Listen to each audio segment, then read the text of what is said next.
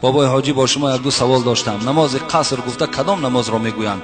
آیا بجای نماز قصر نماز پره خوانیم نمیشود؟ دوم نماز شکر وضو گفته کدام نماز هست و چه خیلی خوانده میشود؟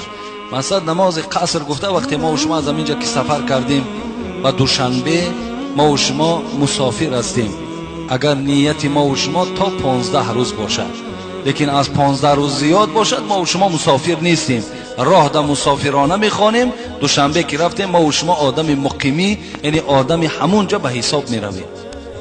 تا 15 روز اگر نیت تان باشد شما مسافرین، میروین در همونجا نمازهایی که 4 رکعت فرضند 2 رکعت شما میخوانید. اگر مبادا گویین که مثال نیم همین 2 رکعت نه 4 رکعت میخوانم، تو گناهگار میشوی، گناهگار میشوی.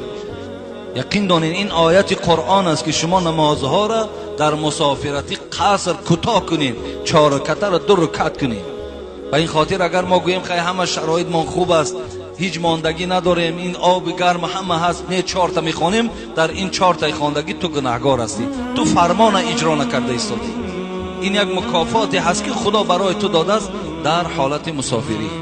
شکر وضو گفته همین بعد طهارت کردن، وقتی که ما شما طهارت کردیم بود کردیم 2 رکعت نماز بعد همین طهارت خوانیم، همراه شکرانه وضو میگویم. هر سوره را که میخوای خواندن بگیر، بسیاری بسیار ثواب کلان دارد.